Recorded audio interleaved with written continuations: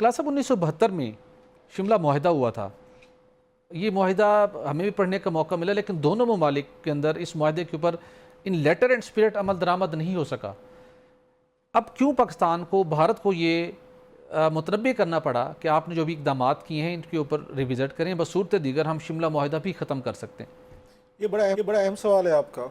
Again वो जो पहला वो आपका सवाल था ना वाटर रिकॉर्ड पे, इसी तरह का यहाँ पे मिथ एंड रियलिटी का मसला है। ओके। क्योंकि ये मुआहदा भुट्टो साहब ने किया था, 1972 में किया था। भुट्टो साहब ने कुछ सर्टेन कमिटमेंट्स की थी उन्होंने इंदिरा गांधी साहबा के साथ, स्पेशली कश्मीर के हवाले से। बल्कि मुझे याद है हम इंडिया गए थे, कुछ जर्नलिस्ट गए थे 2004 में, जब मुशर्रफ साहब यहाँ पे थे, तो उस वक्त CBMs हो रही थी कि उनके जर्नलिस्ट आ रहे थे, हम भी जाते थे, तो हमें वहाँ पे एक उसमें लेकर गए थे, थिंक टैंक था इंडिया के फॉरेन ये ऑफिस का, तो उनसे हमारी मुलाकात कराई थी पाकिस्तानी जर्नलिस्टों से। तो वहाँ पे ये सवाल उठा था ये, और वो जो अफसर बैठे हुए थे वो रिटायर्ड उनके फॉरेन ऑफिस के कोई बड़े सीनियर अफसर थे। तो वो उस वक्त जब ये मुआहदा हो रहा था वहाँ पे, उसमें शिमला में हो रहा था, तो वो कहते मैं एज ए जूनियर अफसर उसमें थे, उनकी मिनिस्ट्री ऑफ ये जो है उनके फॉरेन अफेयर्स है, तो असिस्ट करा रहे थे सारे को। So he was privy to many things. उनका ये कहना था कि भुट्टो साहब ने सर्टेन कमिटमेंट्स उनसे की थी। स्पेशल ये था कि हम LOC को एक मुस्तकिल बना लेंगे अंडर दिस, मतलब कुछ वादे वो कर आए थे, जिसकी वजह से उन्होंने इनके साथ मुआहदे किए और बहुत सारी कंसेशन जो है पाकिस्तान को मिली थी। फौजी वापस किए गए थे जो वहाँ पर जंगी कैदी थे, फिर आप जो एरियाज थे उन्होंने ऑक्यूपाई किए थे इंडियन आर्मी ने पाकिस्तान के अंदर, तो वो उन्होंने वापस किए थे बहुत सारे उस मुआहदे के तहत। अब वो ये कहते हैं कि भुट्टो साहब की फांसी से हमें नुकसान हुआ इंडिया को, कि जो उन्होंने कोई वादे किए थे, उन्होंने कहा मुझे कुछ टाइम चाहिए, अब भी जाके मैं सेल नहीं कर सकता लोगों को, after words I will do that. अब इंडिया को उस वक्त भी ये चीज़, क्योंकि फौरी तौर पर जनरल ज़िया आ गए थे, जनरल ज़िया का रजीम जो है अगेंस्ट भुट्टो साहब था। सो उन्होंने ये कहना शुरू कर दिया, बहुत सारे कालम निगारों ने, जर्नलिस्टों ने, दीगर ने, कि ये मुआहदा जी हमारे खिलाफ है, ये देखें हमारी तो UNO में वो हुई थी करारदाद, हमारी करारदाद थी, हम UNO की करारदाद के इंटरनेशनल लेवल पे जो इशू था उसको उठा के हमने लोकल कर दिया है। हमने सिर्फ उसमें से आपस में बैठ के अपने तनाज़े हल करें। अगर हम इतने अच्छे होते और इतने काबिल होते तो पहले ना तनाज़े हल कर लेते। हम तो इतने इस काबिल नहीं है, जब तक दुनिया के 4-5 मुल्क ना बैठे। UNO को जो मसला था उसको उठा के आपने लोकलाइज कर दिया है, उसको आपने उसको म्यूचुअल कर लिया है। सो उसका एक प्रोपेगेंडा शुरू हुआ जिससे ये तस्वर आया कि Shimla accord is in favour of India.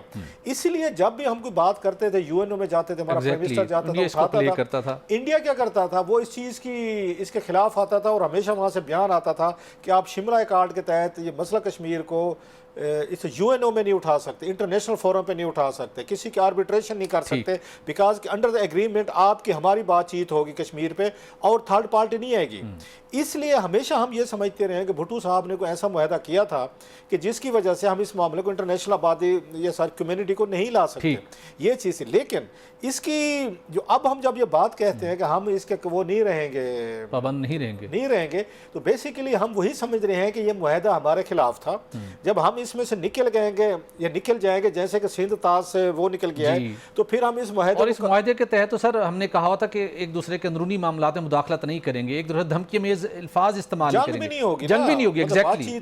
LOC फिर तो सब कुछ ओपन हो जाएगा। LOC जो आपका चल रहा है, आप जिसको माना हुआ है आपने, एक तरह का बॉर्डर माना हुआ है, फिर वो भी खत्म, तो वो भी खत्म, तो फिर को कल को आपकी फिर आना जाना वट लड़ाई झगड़े बढ़ सकते हैं। So basically that was the message कि फिर हम इस मुआहदे से निकल सकते हैं और फिर हम कल को हम UNO भी जा सकते हैं, जो पहले भी जाते हैं, लेकिन अब हम कहेंगे हम पे कोई बैंडिंग नहीं है। So Pakistan always to it as कि एक ऐसे मुल्क के साथ आपने बैठ के टेबल पे मुज़ाकरात किए थे जिसका उस वक्त अपर हैंड था, इंडिया का अपर हैंड था, हमारा अपर हैंड नहीं था, लिहाजा हम इसको एक कमजोर वर्सेस ताकतवर का मुआहदा था।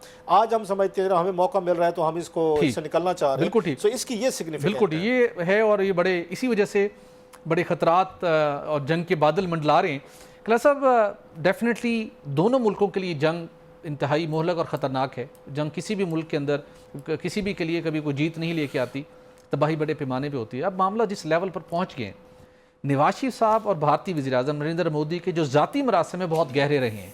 हमें याद है कि जब नवाज शरीफ की गवर्नमेंट थी 2013 के बाद, एक दिन अचानक नरेंद्र मोदी का त्यारा बगैर किसी प्रायर परमिशन के लैंड किया, नवाज शरीफ के पास गए, मुबारकबाद दी, शिरकत की एक इवेंट में। उसके बाद नवाज शरीफ साहब भी अपनी फैमिली के साथ वहाँ पर गए, तो तहाइफ का तबादला हुआ। तो एक नवाज शरीफ साहब हमेशा इंडिया और पाकिस्तान के मामलात को ठंडा करने और बेहतर बनाने के लिए कोशिशें करते रहे। वाजपेयी का दौरा भी हमें याद है। अब मामला जहाँ पर पहुँचे हुए हैं, मौजूदा हुकूमत जब शहबाज साहब की बनी उसके बाद में 2-3 मरतबा ना बड़ा पॉजिटिव स्टेटमेंट्स आए, सीएम पंजाब की तरफ से भी और प्राइम मिनिस्टर की तरफ से भी। इन हालात के अंदर नवाज शरीफ और नरेंद्र मोदी इनका बाहमी आपस का राब्ता इस मामले को, सिचुएशन को डिफ्यूज़ करने के अंदर कोई रोल प्ले कर सकता है? मेरे ख्याल ये बात उससे आगे बढ़ गई है। जिन वाक़यात की आप बात कर रहे हैं ये 10 साल पुरानी बातें हैं। बहुत सारा वो कहते हैं ना कि पानी जो पुलों के नीचे से गुजर गया, उस वक्त की बड़ी सूरत हाल बड़ी डिफरेंट थी। और नवाज शरीफ साहब पे ये क्रेडिट उनका बनता है कि इंडियन प्राइम मिनिस्टर्स जो भी रहे हैं वो नवाज शरीफ पे वो ट्रस्ट करते थे। वाजपेयी साहब भी करते थे, लाहौर बस लेकर आए थे।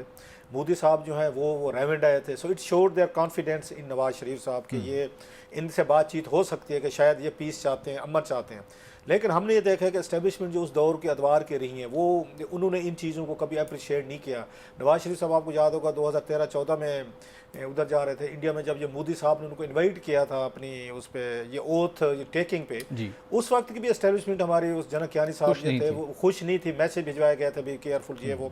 नवाज शरीफ साहब इसके बावजूद भी गए थे। सो कोशिशें उस वक्त भी हो रही थी कि इनके तल्लुकात जो है ना ठीक कराए थे। इससे पहले बस सर्विस लेके जब वाजपेयी साहब लाहौर आए थे 99 में, नवाज शरीफ साहब वज़ीर आज़म थे, तो उस वक्त जनाब मुशर्रफ साहब कारगिल में चढ़ गए थे, वो तल्लुकात भी ठीक ना हो सके। अभी भी ये हमने देखा मोदी साहब ने बाद में जब वो आए थे काबुल से जाते हुए रुके थे और उनके घर पे गए थे, तो वो भी बाद में ये शिकायतें उन्होंने की थी अपनी तकरीरों में वहाँ पे इंडिया में जाके कि नवाज शरीफ साहब ने हमसे कुछ कमिटमेंट्स की थी, ये क्रॉस बॉर्डर टेररिज्म तल्लुकात ठीक करें।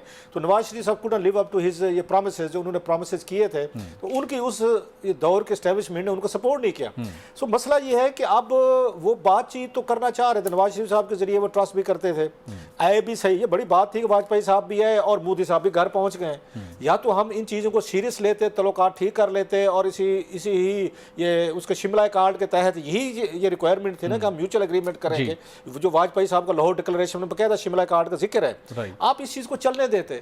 जब हम किसी स्टेज पे हर वक्त हम भी सच्चे नहीं हो सकते, we must admit our faults as well, कि 3-4 मौके हमें बड़े अच्छे मिले थे कि हम इन चीज़ों को ठीक कर सकते हैं। रिसेंटली हमें 2019 में मौका मिला था जब जनरल बाजवा साहब, इमरान खान साहब की वो टीम थी, उस वक्त भी ये तय हुआ था और उस पर ब्रीफिंग भी दी थी जनरल बाजवा साहब ने कि हमारे इंडिया के साथ बहुत सारे मामला तय हो चुके हैं। इमरान खान साहब डट गए। फिर इमरान खान साहब को ज्यादा गुमराह करने वाले कहा जाता है शाहमुद कुरैशी साहब थे।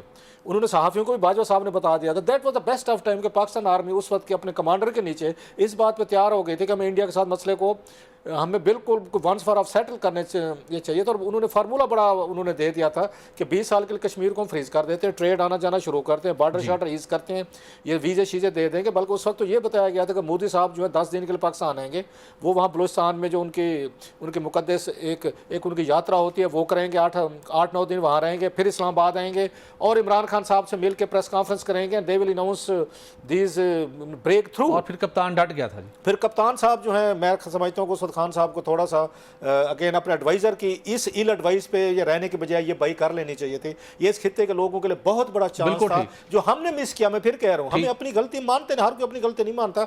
वो बहुत बड़ा काम बाजवा साहब कर रहे थे। बाजवा साहब ये क्रेडिट मैं इन तमाम चीज़ों के बावजूद ये दूंगा कि इंडिया के साथ वो इंडिया सेंट्रिक नहीं थे, बिल्कुल इंडिया से जंग नहीं चाहते थे, पीस चाहते थे और कोई उसका सोल्यूशन ढूंढ रहे थे। हमने उस वक्त 2019 में ये काम ना करके हमने इनकार किया था कि नहीं जनाब, जब मोदी साहब आते जहाँ 8-10 दिन रहते और ये मुआहदा करके जाते 20 साल के भाई आपको चाइना और ताइवान ने भी तो यही कुछ किया हुआ ना, इवन चाइना और इंडिया ने किया है, अमेरिका और इंडिया ने किया, दुश्मनी के बावजूद जंगें फिर लद्दाख में उन्होंने भी तो लड़ी है ना 4-5 साल पहले, फिर भी ट्रेड हो रही है, $100 अरब से ज्यादा है इंडिया और उसकी, अगर मैं गलत नहीं कह रहा, तो ट्रेड जारी रखते, तल्लुकात जारी रखते। कश्मीर को अगर 20 साल के लिए फ्रीज किया जा रहा था, ठीक, तो ये चीजें थी। जनरल मुशर्रफ के दौर में मनमोहन सिंह साहब का फार्मूला आ रहा था। सो आई थिंक पर्सनली हमने भी मतलब जब बस सर्विस आई थी वाजपेयी साहब के मौका जाया किया हमने, फिर उसके बाद ये मनमोहन सिंह वाला हो रहा था जहाँ जजेस की मूवमेंट जो वो चल गई थी, फिर हमने देखा मोदी साहब आए यहाँ पे, हमने वो मौका मिस किया। 2019 में इमरान खान साहब और जनरल बाजवा साहब वाला मौका मिस किया। तो हमने भी तो कुछ थोड़ा सा मौके थे, अच्छे चांसेस थे, हम ये डील कर लेते, अंडरस्टैंडिंग करते। आज बिल्कुल दुरुस्त कहा आपने, लेकिन अब इंडिया के पास मौका है कि वो ऐसे मौके को मिस न करे और जिस तरीके के फॉल्स फ्लैग ऑपरेशन से पूरे खित्ते के अमन को ताहवाला करना चाहता है, पाकिस्तान भी भरपूर तरीके से तैयार है, लेकिन भारत को सोचना चाहिए अगर वो मिल बैठ के इस मामलात को हल नहीं करता तो ये भारत के मफाद में बिल्कुल बात नहीं है, चूँकि पाकिस्तान भी पूरी तरह से तैयार है। अगर कोई जाहिरियत की, कोई अटैम्प्ट की तो उसका मुंह तोड़ जवाब दीजिएगा।